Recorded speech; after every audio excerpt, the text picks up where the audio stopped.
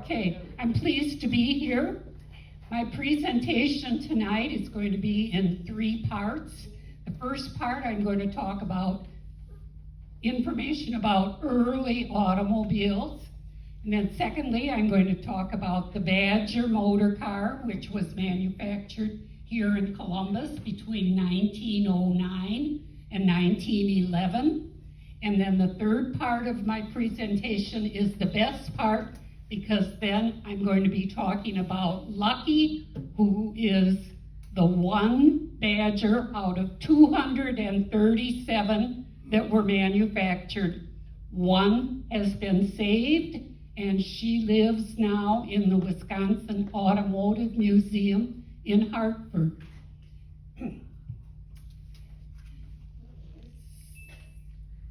Let me begin by saying that Wisconsin was an early leader in the effort to replace the horse with a motorized vehicle.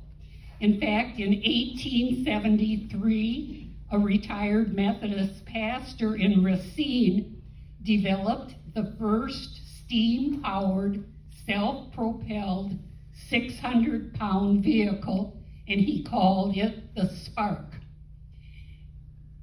Notice that at the beginning, we're not really talking about automobiles. They were called by lots of different names.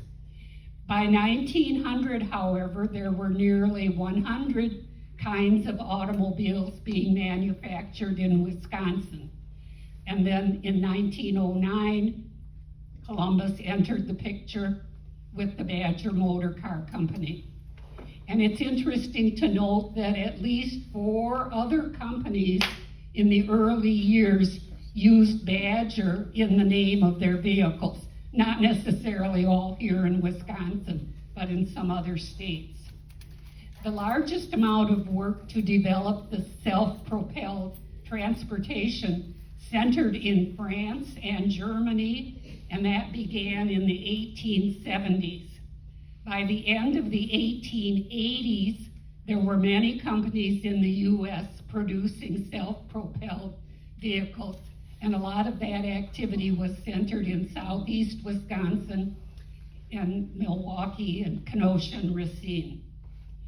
Between 1900 and 1908, there were 502 companies in the U.S. producing automobiles.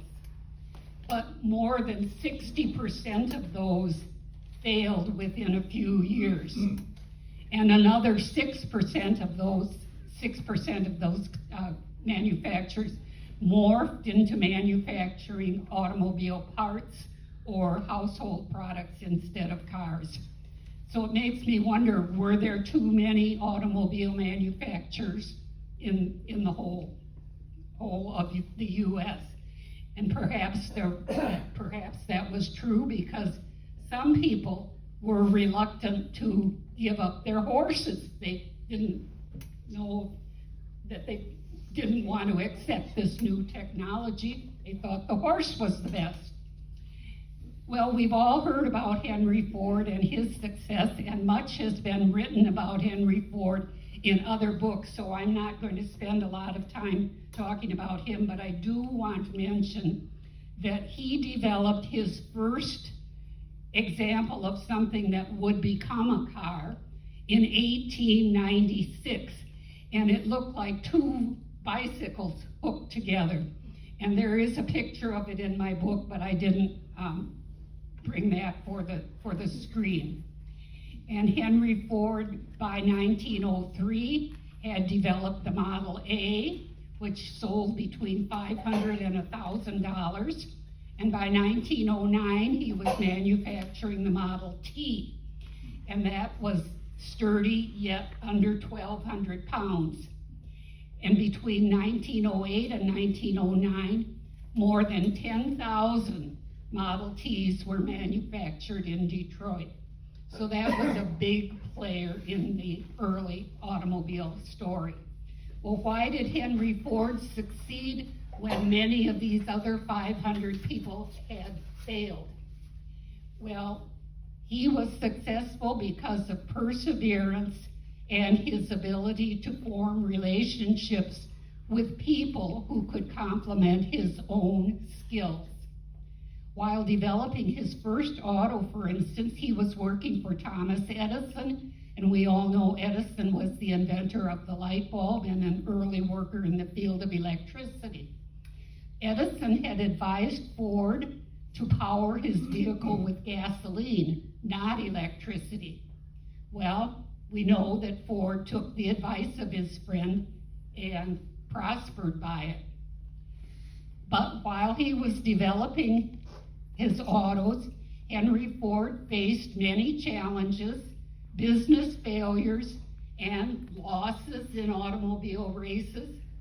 But here's a quote: Henry always saw failure as a sign that he needed to know something more, and he didn't give up until he discovered what that was. Isn't that an interesting quote? By 1913, he had developed the assembly line, and we all know how much that helped the production of automobiles.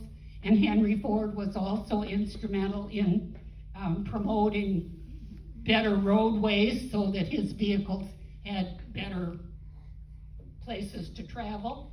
And he also was instrumental in promoting refueling stations so that his vehicles would be practical. Now, Ford was not, of course, the only successful early manufacturer. Some of the other ones were REO, R-E-O, which ultimately became Oldsmobile.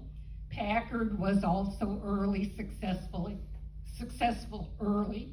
Dodge, Buick, and the Nash Rambler had been manufactured in Kenosha, as well as the Kissel, K-I-S-S-E-L, and that was manufactured in Hartford, Wisconsin. So those are some of the early successful manufacturers. Now we're going to talk more specifically about the Badger Car Company. And the Badger Car Company was founded and run by Ernest Wilbur Arbogast. He was always referred to as EW, so when I say EW, that's who I'm referring to. He was from Watertown, but he could not find financial backers in Watertown for the vehicle that he wanted to develop. So he came to Columbus in early March of 1909. And he told residents here that he would build and test an example of a high-power, high-price sort of automobile that he designed, but he intended to sell it in the medium price range. Well, the local business leaders were mesmerized by him and his overconfident manner. But these business people were also interested in attracting industry to Columbus, so they signed on to E.W.'s story.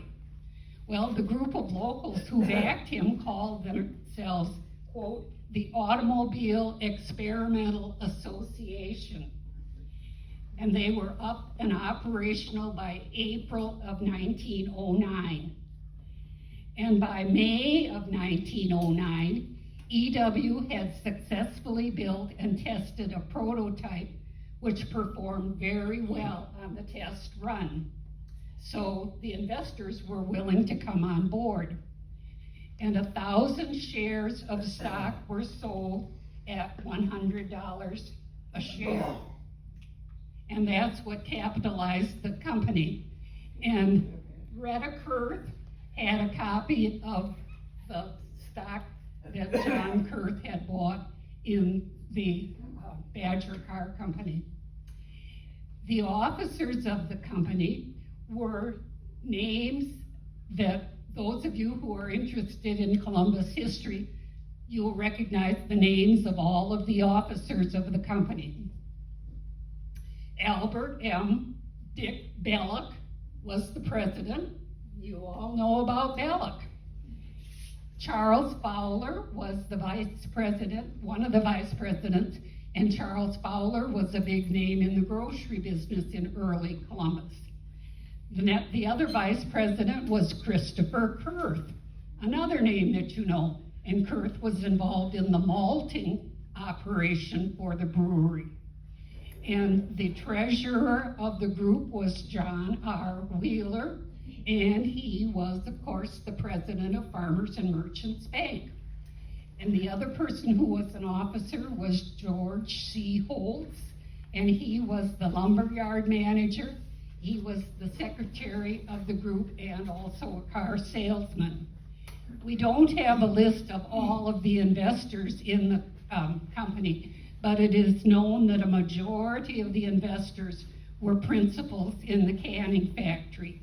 And probably Fred A. Stair, another name that you should know, was one of the stockholders. And Stair's, of course, the one who wrote the newspaper articles that were published in the 50s and 60s in the Columbus paper, The Story of Columbus.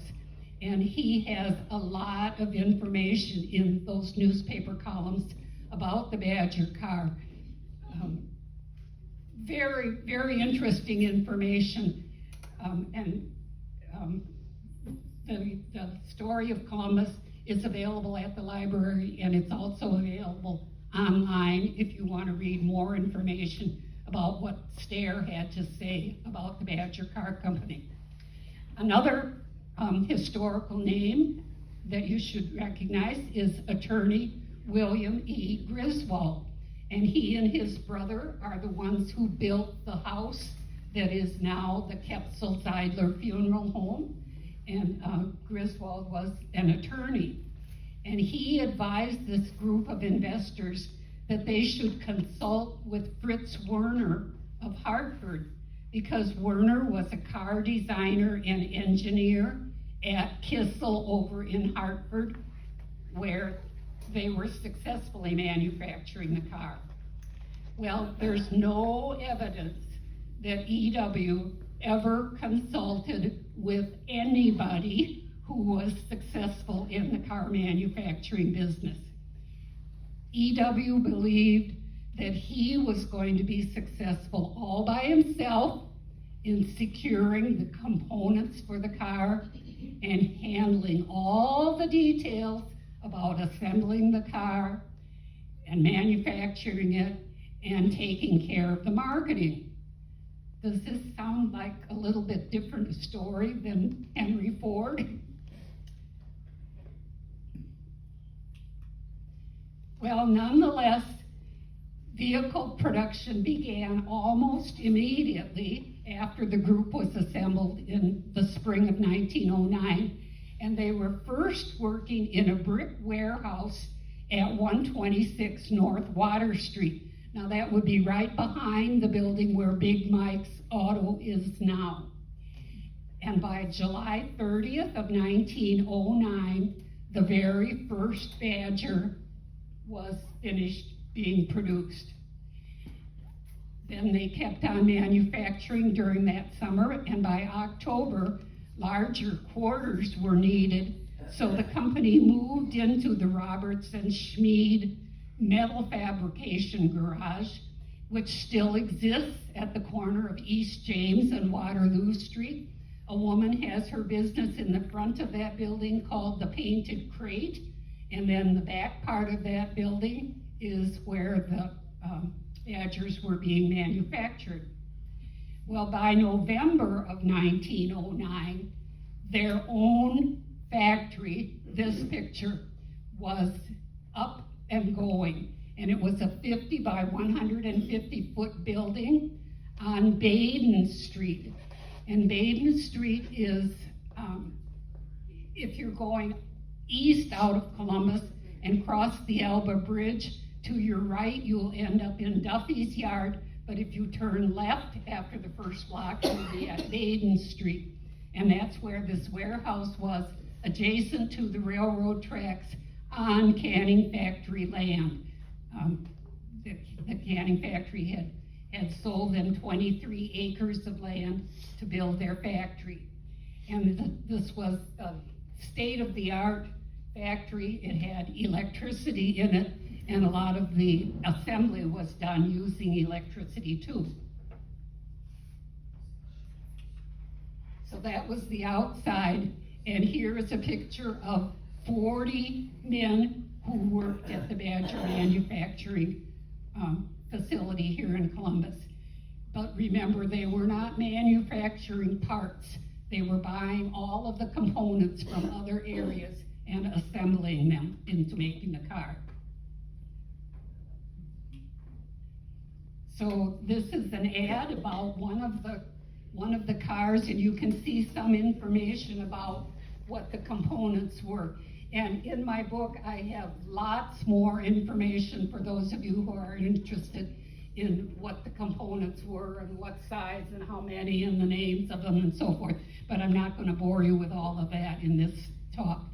But there were 3 kinds of Badgers that were manufactured.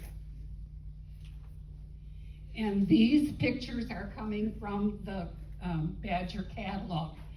The first one here is a Roadster. This is a 2-passenger vehicle. The next one is called a touring car, and the touring car was a 5-passenger vehicle. So that's one picture of the touring car. Here's another one of the touring car. And a third example of the touring car with the canvas up. So there were 3 kinds of cars: the Roadster, the touring car, and the third one was called a toy Tonu, Tooneu, but I don't have a picture of that. The toy Tonu was a 4-passenger car, and it had a detachable rear seat. Other early manufacturers were also making what they called a Tonu, and I have no idea what that word means. But their rear seat was not detachable, so those manufacturers were able to sell their Tonu for about $100 less than the Badger because the rear seat was not removable. Here is another ad about the Badger car, and I know that from where you are you can't read all of the specifics, but it's telling you something about the components of the car. Well, despite this wonderful new state-of-the-art manufacturing facility, however, as early as February of 1910, it became obvious that the Badger cars were not selling very fast. The one that EW had manufactured as a test example did produce well, but when they got really down to the nuts and bolts of manufacturing cars, some of them didn't produce very well. There were problems with the size of the motor and weakness with the torsion rods, and the cars lacked power to negotiate the roadways in the condition that they were. So unsold cars began to accumulate, and they were driven up to the 3rd floor of the canning factory warehouse to be stored. And when I mentioned Fred Stair and his articles in the Story of Columbus, he has some very interesting information in there describing how they built runways to get the cars up there, and they were going up to the 3rd floor, and the cars had to take a running start so they could get up the ramp, and sometimes there was only an inch or so clearance on either side as they tried to get into the 3rd floor of the warehouse. So it's very interesting to read Fred Stair's explanation of how that was happening. Well, by July of 1910, 2 Badgers participated in the Sentinel Endurance Tour, which was sponsored by the Wisconsin State Automobile Association as a way to introduce people to this new technology. And there were 25 cars that participated in this 5-day event that began in Milwaukee and ended in Milwaukee, and they traveled over 808 miles. And I'm pretty sure that the endurance tour came through Columbus, because in my book I have a couple of pictures that I didn't include here of lots of people gathered around the cars when they came through Columbus on the endurance tour. But this tour was sponsored in a way such that the cars accumulated demerit points when they had problems like leaking oil or couldn't start or whatever. And out of the 25 cars in this endurance tour, the 2 Badgers finished pretty near the bottom of the stack because they had both accumulated a lot of demerit points. Well, since this was a statewide sponsored tour, all of the newspapers in the state of Wisconsin coverage of this event. Well, of course, that didn't give the Badger very favorable publicity when they could report that she ended up near the bottom of the endurance tour. In addition to the problems with the car's components, it appears that EW's lack of marketing skills was also a very big contributor to the reason that the company did not last. But a marketing office was established on Michigan Avenue in Chicago briefly. And while it was there, the Webb J. Motor Company of Chicago promised to buy 250 cars, but they ultimately ended up buying none of them. Well, what's that going to do to the people here back in Columbus? There had only been 80 agencies established throughout the whole country for marketing the Badgers, and that proved to be an inadequate number. The agents were offered the opportunity to purchase a Badger for less than its list price to demonstrate it and use it for their own personal use. Well, many of the agents sold very few cars or none at all, and they just used the discounted price for their own pleasure without trying to sell any more vehicles or promote it. And one of the agents or dealers in California complained to EW that of his 10 customers in 1910, he couldn't use any of them for references because they all had an assortment of little complaints about their Badgers. I'm not telling a very good story, am I? And so it goes. Not only the competition from other manufacturers undercutting their selling price, some of the times EW ended up selling the cars, if he could sell them, at his production cost. Well, that's a pretty quick way to go out of business, isn't it? But the Badger was by no means alone in this dilemma. A lot of the other early manufacturers were also facing the same competition from, by this time, Henry Ford, who was mass producing cars, and the Badger and some of these other ones were being hand assembled. So by 1911, it became very obvious that the Badger Motor Car Company was not going to be a viable business, and they had manufactured a total of 237 cars. By the middle of 1911, EW severed his relationship with the company, and by the middle of 11, the company was in liquidation, and the stockholders lost 100% of their investment. The canning factory took back possession of the building, and they used it for grinding and mixing livestock feed. The building is no longer there, but the canning factory did bail them out by taking the building back.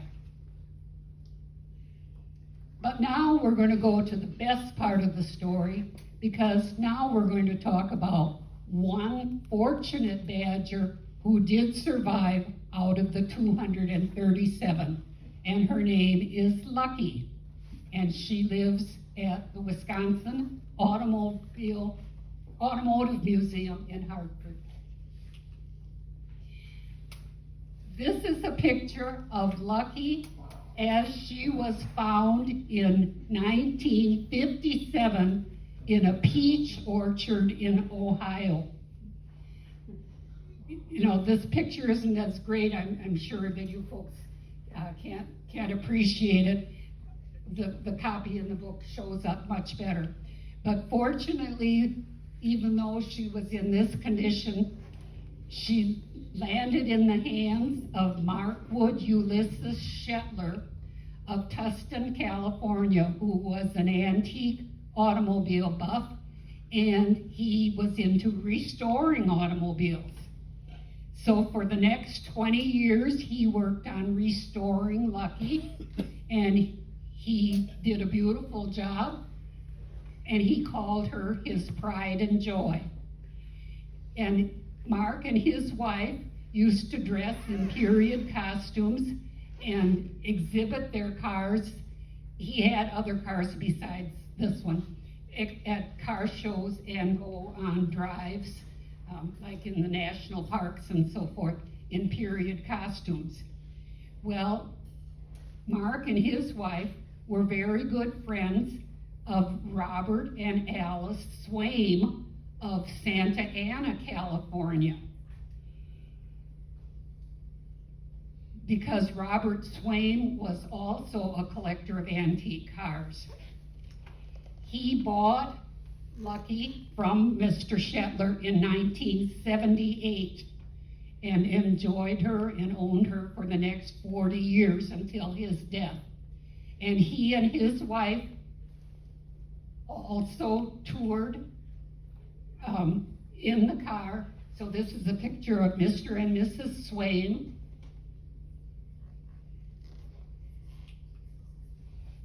And this is the sign that was on Lucky every time that they exhibited her at a car show or when she went touring.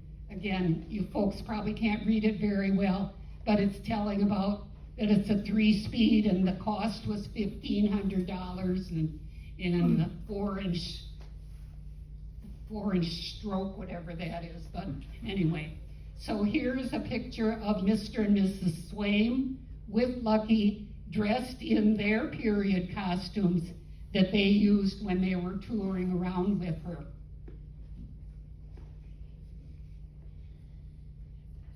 Well, now I suppose you're wondering if Lucky was touring around in California with the Shetlers and the Swaims. Well, by this time it was only the Swaims.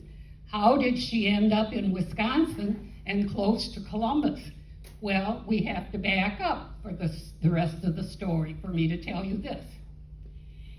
Well, since 1999, it had been known that one Badger car existed in Santa Ana, California, because Robert and Alice Swaim came to Columbus that year to see if there would be interest in bringing the car back to her roots. While here, they met with Judy Goodson, who was the manager of the Main Street program. But Judy was not able to be very encouraging to them, that she thought that there would be financial backing to bring the car back here, because that was the time that the George Hasey popcorn wagon had come back not too long before that, and a lot of people had been involved in helping to bring the popcorn wagon back. So Judy Goodson was not very encouraging to the Swaims at all that there would be an opportunity to have her come back to Columbus. So the Swaims returned to California very disappointed. But fortunately, when they got back to California, they sent a letter to Judy Goodson with 5 pictures of their Badger car. And fortunately, Judy Goodson put that letter in the files of Columbus Historic Landmarks and Preservation Commission in City Hall. So that's where her letter was. Well, now fast forward to May of 2018. I'm jumping around, but I'm going chronologically for you. Fast forward to May of 2018.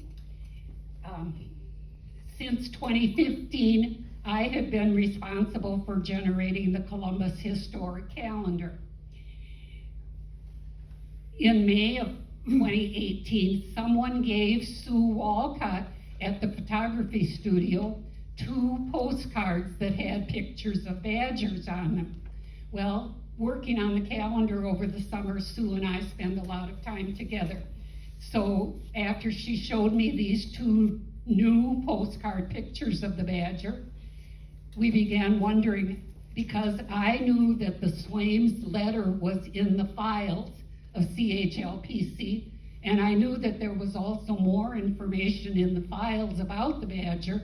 We began wondering, well, do we have 12 pictures enough to make a historic calendar for 2019? And we determined, yes, we have enough to do the calendar. And there are a few copies of the calendar back at the table back there. Since it's a 2019 calendar, we're selling it for $3, but it was what happened as a result of someone turning in the first postcards to Sue. Well, I immediately wrote a letter to Alice Swaim because I knew the letter was in the files at City Hall. I wrote her a letter and asked her for permission to use her pictures in her calendar, in our calendar. Well, almost immediately she responded back that yes, she would be happy to let me use the pictures because her husband Robert had died in April of 2018. So here she was, an 81-year-old widow with no children, interested, of course, in selling the car and some of his other antique vehicles and antique car supplies. So Alice Swaim and I had many phone conversations during that summer. So here she was, the 81-year-old widow, and I was kind of close to pushing 80 myself, and so here are us 2 women talking about what are we going to do with this antique car? Well, she assured me that it was in very good condition, although not perfect, because it had last been driven in 2014.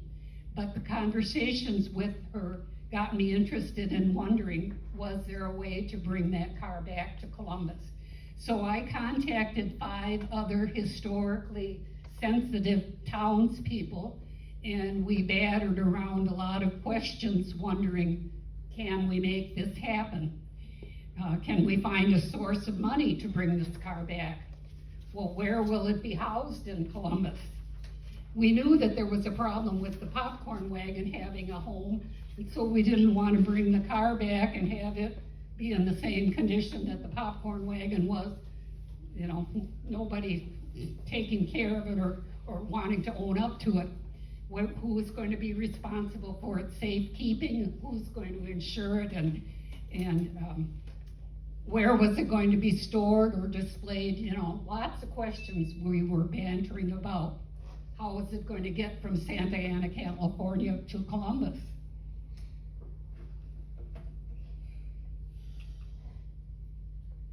Well,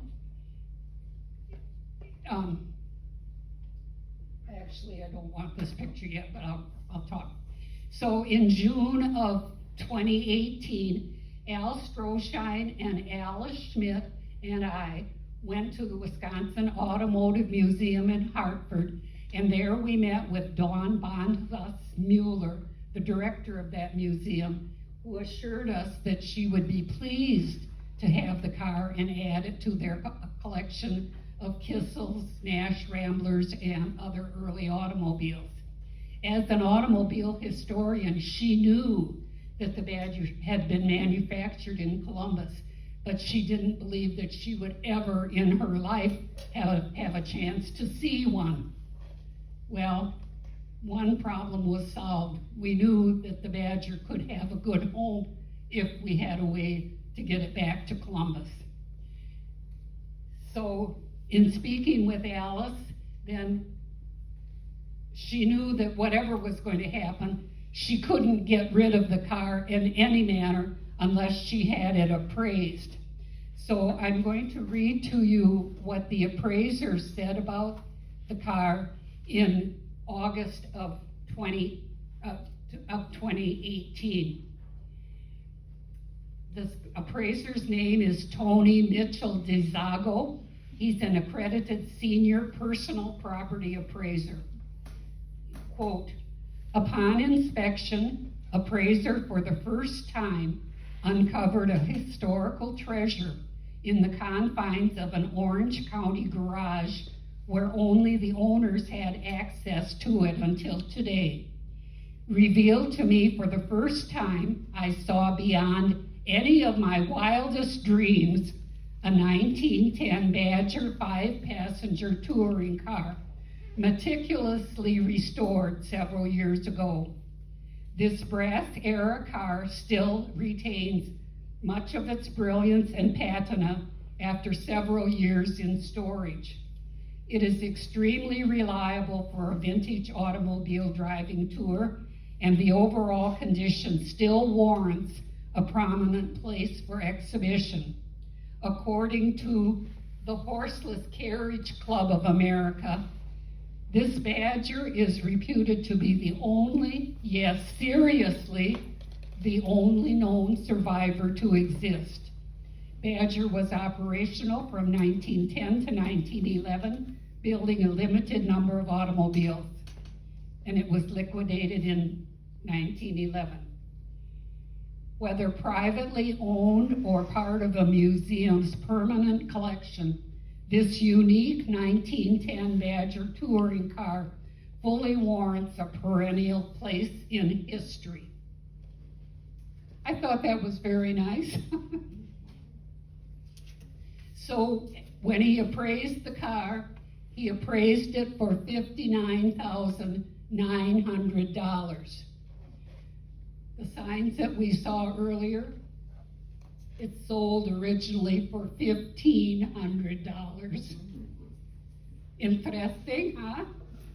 Well, talking with Alice and mentioning to her that the car could theoretically end up in Hartford in the Automobile Museum, she did adjust her price of what she was asking for the car. So she and I kept in contact all that summer. And by October, an anonymous donor stepped forward who offered to buy the vehicle and donate it to the Wisconsin Automotive Museum. And Alice was very happy, of course, when I told her that museum was only 35 miles away from Columbus, or 35 minutes more from Columbus. But in order for the car to be donated, it had to have a clear title. Well, Alice had to produce the title, which was, she called it a pink slip. Well, she found the title, but discovered it had a lien on it from when they had purchased the car in 1978 from Mr. Shetler.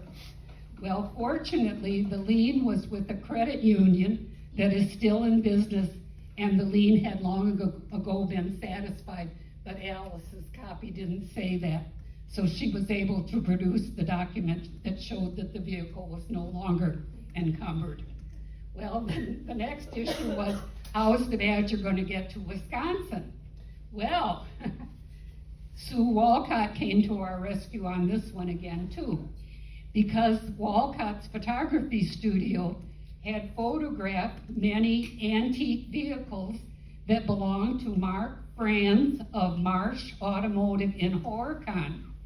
And he had hauled them over here to Columbus for Walcott's to photograph, and he had a nice covered vehicle that he hauled them in.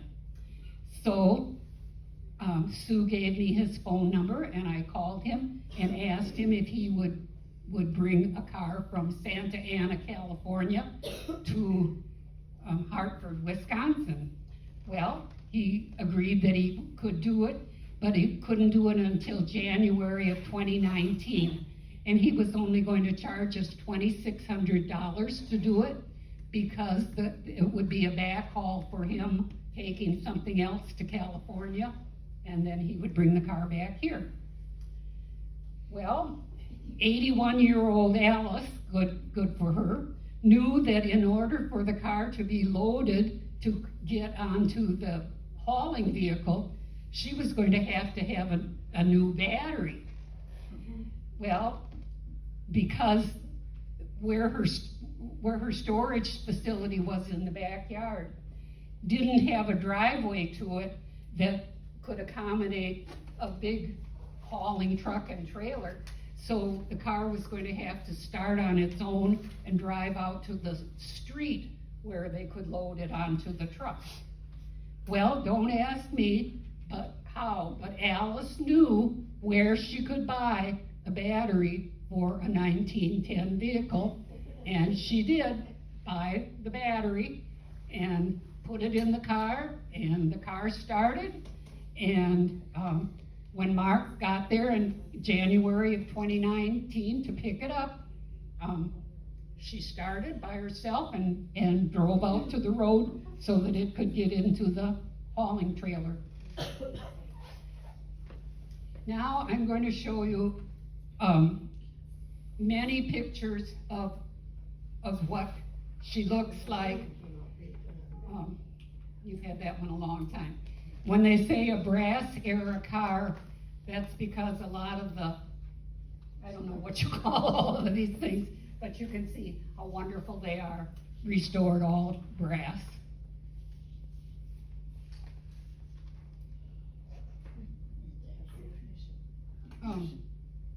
Somebody read that. It looks like you put the lever that way to start it, and once it starts, go to the right where it says run. That was the advance on the distributor. Okay, that says the heart of the automobile, and you're saying start and run. So you think that this thing at the bottom, you move that? Yeah, that you'd move from one side to the other. Oh, okay. And that's kind of looking down it, but look at the foot pedal. Advance it, Oh, cool. then you could put it back. You try to turn the other way, you probably break your arm. Better picture of the foot pedals. You actually retarded it, you didn't advance it. Yeah, But it's that's been right. advanced too. Didn't kick back. The steering wheel is on the right.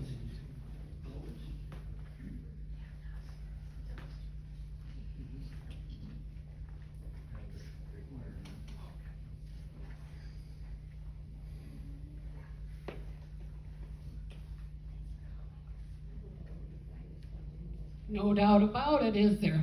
Badger Motor Car Company, Columbus, Wisconsin.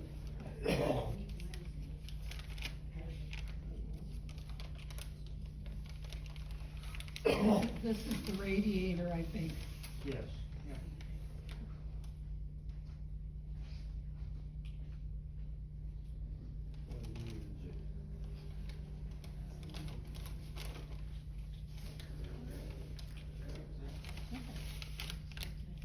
So on the way to Wisconsin, when Mark left California, he agreed graciously to stop in Marana, Arizona, which is just north of Tucson, and I winter in south of Tucson, Arizona.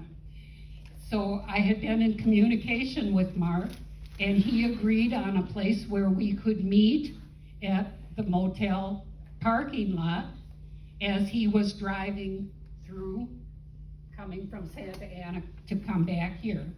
So on January 22nd of 2019, we met him in the parking lot, and here you can see that he did drive her off of the storage unit, but you can see that the tires are very, very flat because the inner tubes were shot.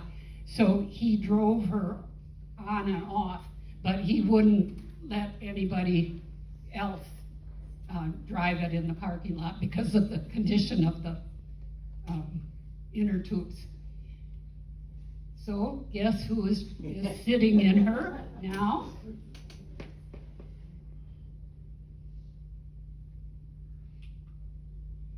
And I said she was a 5-passenger car.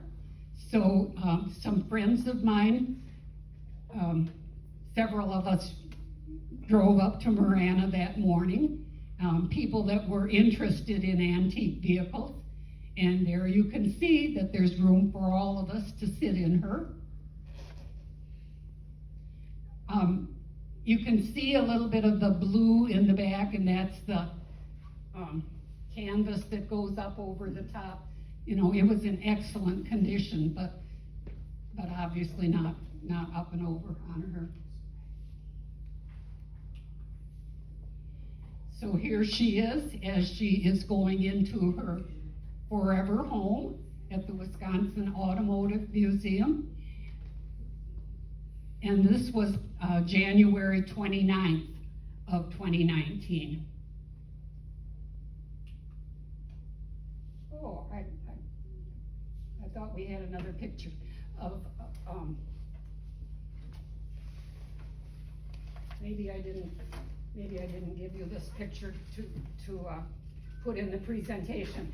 But by January 29th, it was a sub-zero day when he landed in Hartford, and she wouldn't start.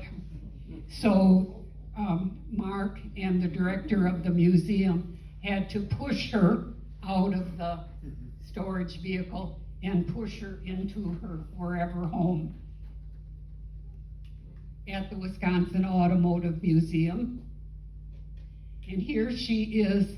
When she first got there, they keep their newest acquisitions on display in the front room, and that's where she was probably for the first couple of months.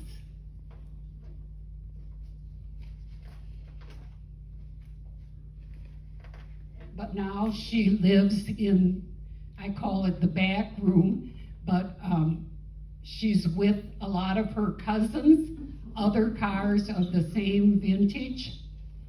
And the sign that I showed you is still with her, the sign that the Swains used when they exhibited her. It's still with her.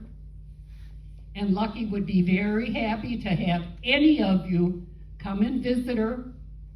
The Wisconsin Automotive Museum is just about 35 minutes away from here. I have a little brochure about it, but I would recommend, if you're interested in going, you call to make sure that she's open. I'm not sure whether she's open on Sundays or not, but call before you go. But it's very easy to find as you're getting into Hartford on Highway 16, before you get to the main cross street where the Mine Shaft restaurant is. Off to your left, about a block before that, is the Schauer Theater, Schauer. And the Schauer Theater and the Automotive Museum are in the same building, and that's where Lucky lives. So she would be happy to have any of you come and visit her, and you tell her that you're from Columbus, same as she is.